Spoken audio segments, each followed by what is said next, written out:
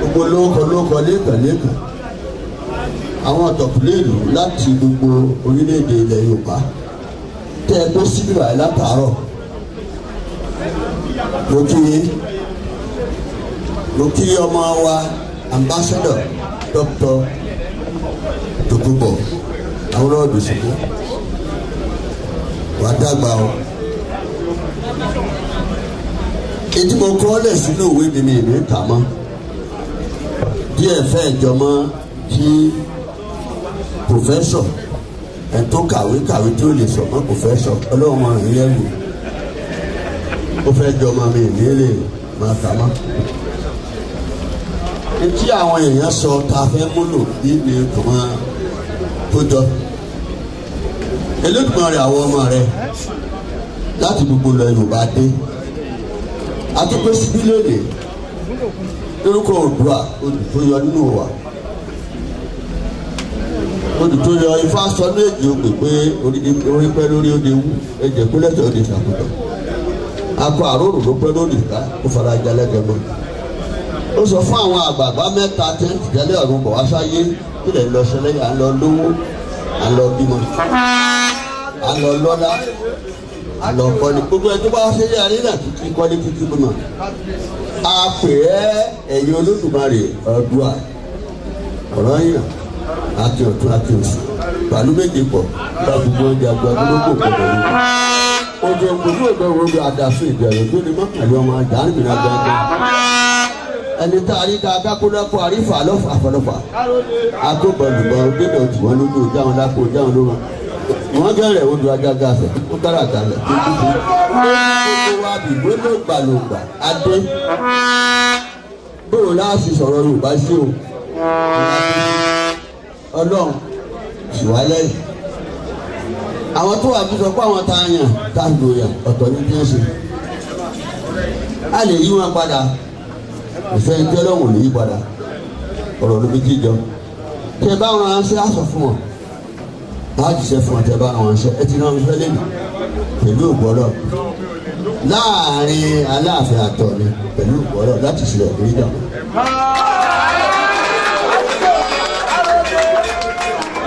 ètí mo fẹ́ fi parí ọ̀rọ̀ mi ni pé gbogbo àwọn tí pòfẹ́sọ̀ sọ ẹni èèyàn mi ni tá à ń dá àtijọ́ sọ̀rọ̀ tipẹ́tipẹ́ àmọ́ra dáadáa mo bá àwọn onímọ̀ gbé pa pòfẹ́sọ̀ tó wà ní dọ́kítọ̀ ọmọlúlúlú lọ́yọ̀ọ́ ilé rẹ̀ mi ìfilẹ̀ o torí ọ̀rọ̀ ilẹ̀ Yorùbá náà ni dọ́kítọ̀ Fáróǹbí adàfúnà alàgbà Ìbọ̀dé Akíndélé ilé rẹ̀ la fi ń ṣèpàdé fún ọdún mẹ́wàá ó sì ń jẹ fún apàdé àwọn gómìnà wa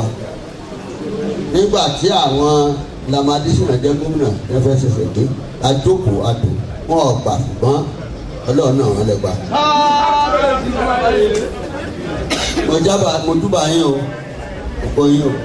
kí ló kù fún aláṣẹ àwọn tá a wà ní Àlàó Náròyé nígbà tó wá sọ́dọ̀ mi tó ní kò sí ẹni tó lè má gbé ìwé tí mo gbé fẹ́ wá arákùnrin ìyẹn kọ́ mi ní sọ̀rọ̀ ní táwọn pòfẹ́sọ̀ sọ mo fẹ́ sọ ẹ̀ sọ̀rọ̀ Awólọ́wọ̀ mo fẹ́ kí ọba ilẹ̀ Yorùbá kan já mi. Awólọ́wọ̀ lọ mo ti sọ ìwé ìṣúná ìwé rẹ̀ the Nigerian structure is not Aláàfin of Ọ̀yọ́ àwọn míì tó àbí wọn tí ìdíwọ́n ti sọ lé sínú ìwé ròyìn from Aláàfin to Megaforce 1994 ẹni tó jẹ́ Megaforce column tó ń lò the distinguished jurist Justice Adéwálé Tọ́jú ọkọ̀wé kan mo yí padà mo kọ́ ní ẹ̀kọ́ tilẹ̀ Yorùbá tí ìṣẹ́ gbọ́ ti lọ ó sì gbà mí gbọ́ ó only hello from Aláàfin to Ẹ̀gbáfọ̀ 1994. Ètò tí ẹ kó jáde yìí tí ọ̀jọ̀gbọ́n wa sọ ẹ lọ wò mo ti kọ́ democracy of dissent and dissent the Aláàfin thesis mi lórí ìfẹ́ ẹ̀kọ́lé mo ti gbé jáde ní 1986 mo ti gbé jáde 1986 ẹ̀kọ́lé mo ti gbé jáde. Aláàfin bẹ̀rẹ̀ federal government tó bá tó láyà ńlẹ̀ ló Yorùbá mo bá wọn lọ́rọ̀ nípàdé wọ́n jáde ní 1995 1999. àwọn lọ́wọ́ tá à ń sọ̀rọ̀ rẹ̀ ọmọ mi ló yà wọ́n pé bóò ni mo fi ń sọ̀rọ̀ Awólọ́wọ̀ a lè má rẹ̀ wọn àti bàbá tó gbé lè ní èrè ayé mi ṣùgbọ́n Yorùbá ni mí etí Awólọ́wọ̀ ń ṣe fúnlẹ̀ Yorùbá ká tó rírin ìdìrígbó ká tó rọ́fọ̀ dọ́dọ̀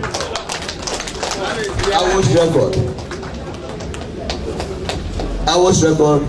can never be matched. Aláàfin torí náà bàbá kan bí ẹ lọ́mọ ṣùgbọ́n ní àwa tá a mọ rírì rẹ̀ ẹ̀yin tẹ́jọ́ mọ̀wé ẹ̀ tẹ́jọ́ máa wá bóyá kí ló bá wa débi kí la ṣe bẹ̀rẹ̀ bó la ṣe bẹ̀rẹ̀ àwọn tó ṣáájú wá ṣe dáadáa fún wa wọ́n tọ́jú ọ̀nà fún wa nígbà tí wọ́n lọ ṣe ìpàdé Lancaster House ní London. Nigeria was regionalized in October 1954 àti di region lọ́tọ̀ọ̀tọ̀. àwọn tilẹ̀ Haúsá láwọn ò tí ì lè gbòmìnira àwọn ò tí ì ní táwọn gbòmìnira. wọ́n lọ sọ́hùn àwọn tó lọ sọ́hùn orúkọ wà lórí mi ṣùgbọ́n tí mo fẹ́ kó gbogbo ń tẹ̀sán ni ṣe rí bàbá ṣe ń ta aláfẹ́ ṣe àti gbọ́ àwọn tó pinnu àti gbọ́ àwọn tó sọ̀rọ̀ ntí ẹ sọ lọ́wọ́ ni pé tí ìlú bá wà orílẹ̀-èdè wà á ti jù wọ́n lọ 2000 years ago láti ṣe ìlú ńláńláńláńlá níta professor sọ fún yín nìyẹn níta ṣe tí a lọ sí náà tó ń sọjú Awólọ́wọ̀ ẹ lọ Àsìkò lọ Sàdánà lọ Sàdánà ní west for westerner east for easterner and north for northerner àwọn ọ̀gbẹ́ nìkan sí àwọn òtún ẹni tó lè ṣèjọba. nígbà tí Nàìjíríà gbòmìnira 123 schools ló wà ní all the north gbogbo north pátápátá. àwa ní 5,360 education institution ṣé àbẹ̀rẹ̀ ìdára àlè nígbà ìgbà náà. ó yí àwa irú wa sòrò rà wọ́n sì débẹ̀ Awólọ́wọ̀ ni tí orílẹ̀-èdè bá wà tètè rẹ̀ yàtọ̀ ẹ̀sìn rẹ̀ tó yàtọ̀ nílẹ̀ Yorùbá láti gbẹ̀sẹ̀ ẹlẹ́sìn láyè láìsí gẹ̀ẹ́sì mùsùlùmí wà ní pẹ̀lú kìrìsìtẹ́nì ó wà pẹ̀lú onífá ó wà ní babaláwo àtẹni tí ò di ẹ̀sọ́ pọ́lọ́ ńgbà tó gbà pọ́lọ́ wà àjọ gbé tí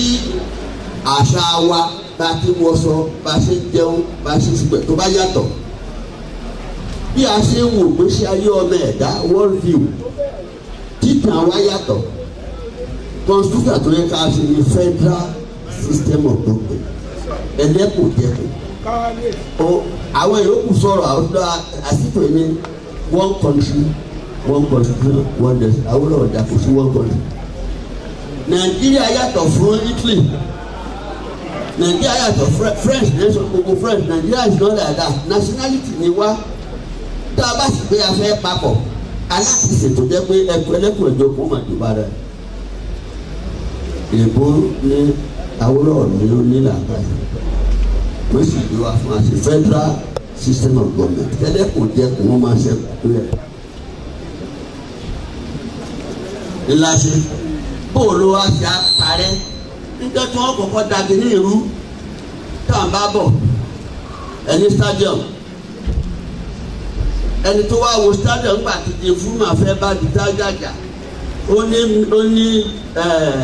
Liberty Stadium is a mini Wembley Stadium in London torí àwọn nǹkan àǹfààní tó wà ń bẹ̀. àwa la kọ́kọ́ du aláìsàn ojú ọ̀nà Mọ́kọ́lá tó secretariat alakọ́sí gbogbo secretariat ẹ̀kọ́ àwa la kọ́kọ́ ní the first Minister of Justice and Attorney General wọn ọmọ tí ń débẹ̀ Nàìjíríà housing corporation water corporation wọ́n ní Awólọ́wọ̀ ní tẹ́ ẹ bá wá sílé yín ẹsẹ̀ ilé ìkànnà iná sì máa tàn wọ́n sì sọ náà ìkànnà tẹ́ ẹ bá gbé abọ́ sí ibi tí tàpù àtẹ báyìí tẹ́ ẹ bá mu dání omi yẹn pressure yóò pa omi yẹn dání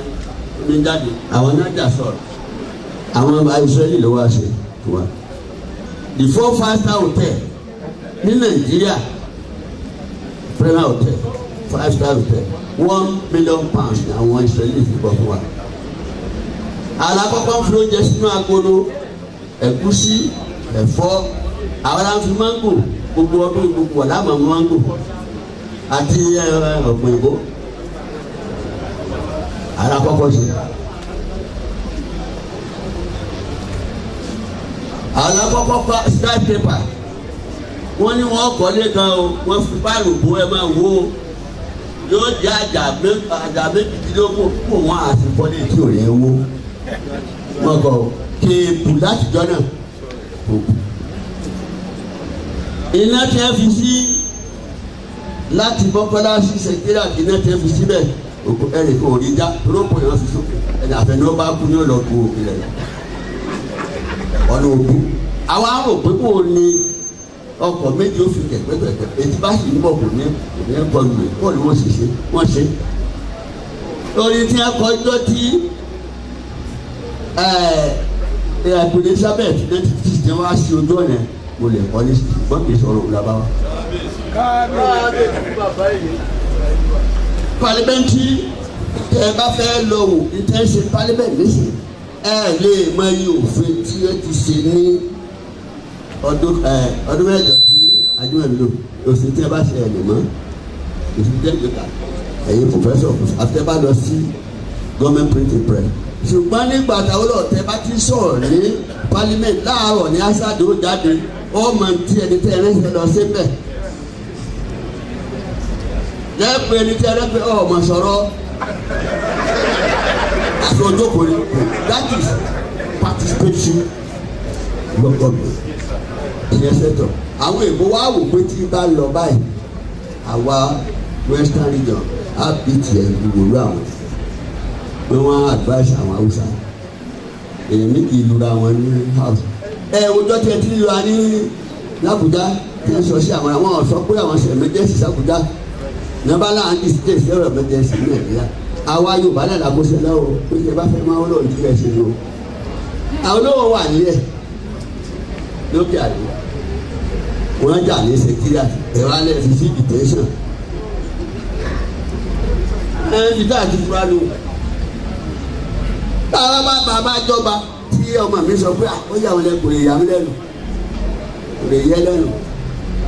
gbogbo ọba Yorùbá mọjà kìí ṣe bọ̀ ọ̀yọ́ nìkan ṣé tí ẹ ṣe fáwọn lọ ètò wa ń ṣe fún anísìkò tó tẹ fáwọn lọ ìsìkò tó lọ nísìkò ìdúlọ ẹ wà á nísìkò bẹ́ẹ̀ bá ti pariwo pọ̀ntẹ́ wíyà ṣe àwọn déjì ọ̀ṣùgbọ́gbò àwọn ọba yìí kọ̀wé sí wọn ìwé ìwé ntẹ bá ní wọn ṣe alaba kókó tí ẹ ṣe ẹ fi náà wà ntẹ bá ní ṣe a ṣe kankan tí kankan kò lè sọ ó pè àwọn ètò kan wà tá a ṣe mo wá wà rédíò ọjọ́ kan lẹ́yìn kan bá ń sọ wọ́n ti dáṣọ fún àwọn kan nínú kó wọ́n sì dá yúnífọ̀mù fún wọn ẹlẹ́wọ̀ ìwé ni ẹlẹ́wọ̀ ìkéré ni nínú àwọn ata àtúntò ṣètò ẹ̀ ló tó lọ sọ̀rọ̀ bá a ṣe wùdúró àwọn yẹn kó gbogbo rẹ̀ ní ọmọ lọ fẹ́. àwọn yẹn làwọn síkírẹ́tì ọ̀ àmọ́ wá kí àwọn tá a fẹ́ pa tá a fẹ́ mú wọn sọ bí wọ́n ṣe ń wọlé torí mo pé Gani Adams àjọsọ̀rọ̀ tí ojú bá kojú tó òkè ẹ sáà wọn ṣe àgbẹ̀yìn ọ̀dọ́gbọ́n Professor Asiwaju Professor Kure ìgbìmọ̀ ká kọ́dọ̀ mọ every time ní voice of courage. Ẹ̀yin àgbààgbà ẹ dákun ẹ ràn wá lọ́wọ́ o á di yín ṣe o ojú òní tiwa o nígbà tiwa àní dẹrú àní dẹni àmúṣe bá a ṣe sọ̀rọ̀ Buhari nìkan ò lè dá sí i ààrẹ ti kó nbí ni tí ò bá kó nbí wọn láwọn tí wọn jókòó ni wọn jókòó ṣe tí ẹ ṣe ni àwọn náà sì jókòó pẹ̀lú ìgbọlọ àwọn náà fún aṣọ tí àwọn ìjọba bá fẹ́ wá láwọn ìjọba wọn bá fẹ́ wá á fẹ́ wọn á bá wọn ṣe tí wọn bá fẹ́ wá kó sì ń talẹ sí ẹlẹ́sìn security summit ní Gani àwọn alákọ̀ọ́kọ́ fẹ́ dálẹ̀ alápè wọ́n pé ó yẹ ká ṣe security summit ká pé Yorùbá wọn dáhùn wọn á gbẹ̀yìn wa wọn adébẹ̀ ní sinapòtò lọ́sì kí ni wọn bá kó bẹ́ẹ̀ security first of all ó wà lọ́wọ́ àwọn gómìnà wa six institutionalized devices lọ́wọ́ they collect security vote every month. It's not budgeted. It's not audited. Owó yẹn wà wọ́n lè audited. Now, nínú security council ní state kọ̀ọ̀kan jẹ́ ìlàyé yẹn. The governor is the chairman of the security council. No, the vice chairman. In the absence of the governor, the deputy governor acting on his behalf. Now, the GOC, General Officer Commanding Secretary Nigeria Army, Kodogo is a member. The Commissioner of Police, the Deputy Commissioner of Police is a member. The head of the Navy, are available in the state. Immigration head, Custom,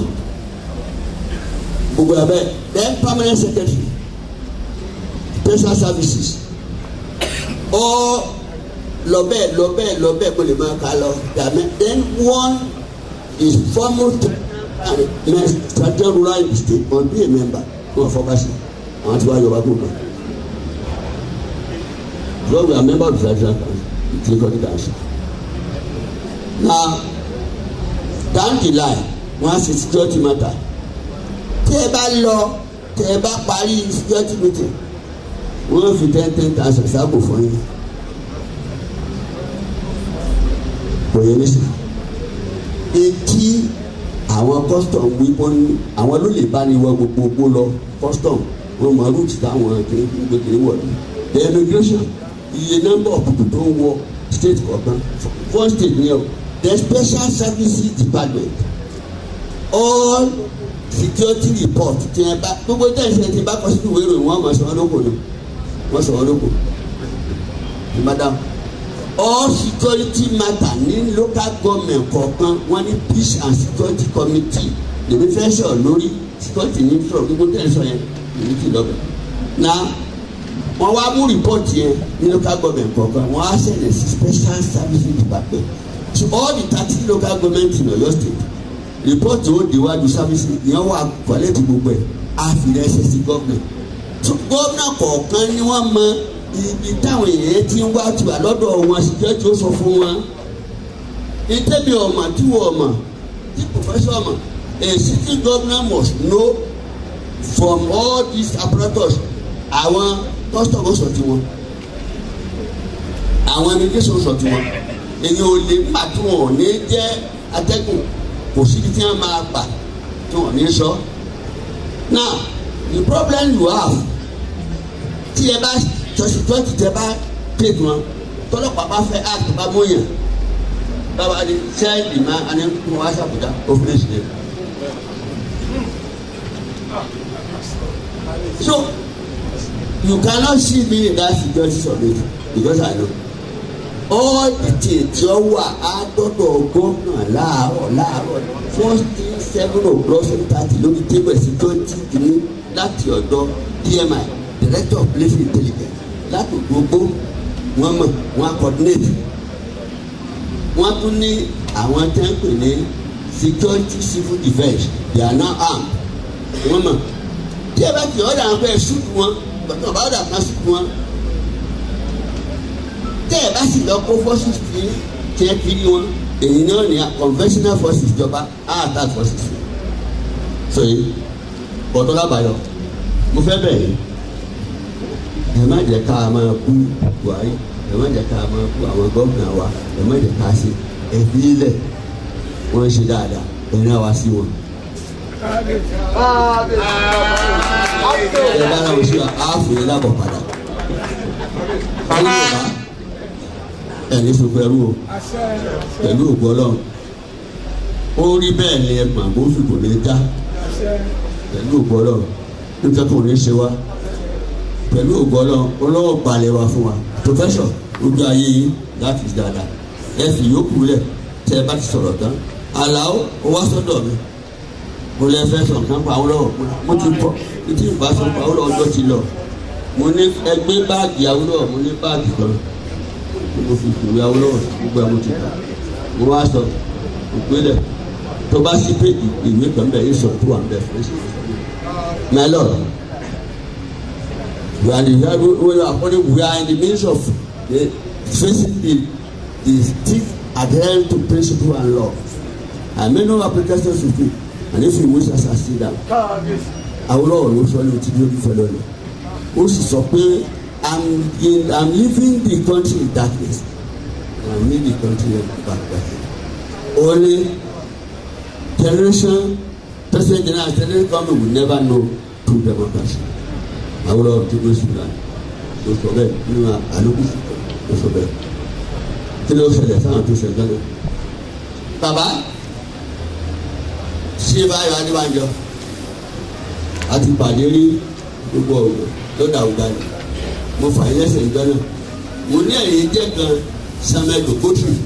mo pè é mẹ́fà tẹ̀ lọ sí wíńdébà tálá tí Awólọ́wọ̀ ẹ̀ tiẹ̀ lọ kọ́ bí ẹ ṣe sọ mo bò àbẹ́ ta ló tún náà sí ebi kan nu iná ni forúkọ wà láti ọmọ ìjọba lọ nígbà tí pọlísì wa tó fẹ́ yọ ẹni Awólọ́wọ̀ wọn bá ẹni tó sọ bó ló ṣubú ìwọ̀n bá lálẹ́ sọ̀rọ̀ fún ìyọ̀mọ Yorùbá náà tábà tí wọ́n yàn lẹ́tọ̀ọ́ láti dáná sí ló fẹ́ ṣe ọ̀dà bí ìṣọ̀ pé kí o ṣùgbọ́n ẹ̀sùn wálẹ̀ dẹ̀dẹ̀dẹ̀ ikú dẹ̀dẹ̀ tani ọjà la o bá a fẹ́ a bá a fẹ́ a kù ṣùgbọ́n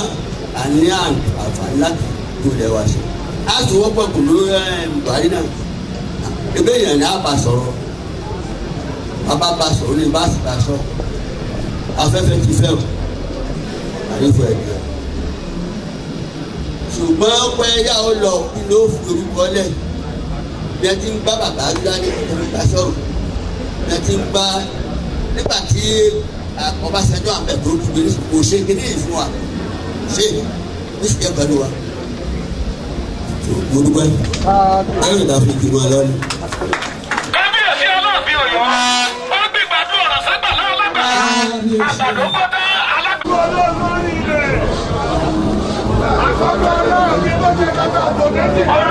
kábíyèsí ṣó ti yá ni sà àwọn tí mo ṣe ká máa fẹ́ àwọn mẹ́rin tó tẹ̀lé ṣé ká máa fẹ́. kábíyèsí àmọ́ àti pọ̀ ní kájú.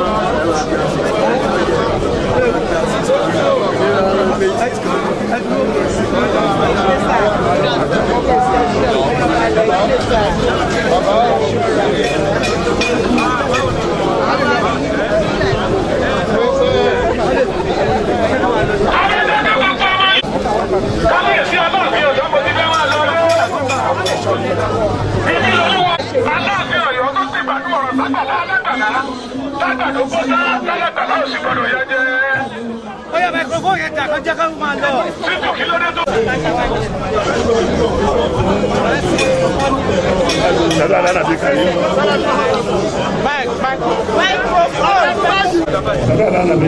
Sallallahu alaihi wasallam.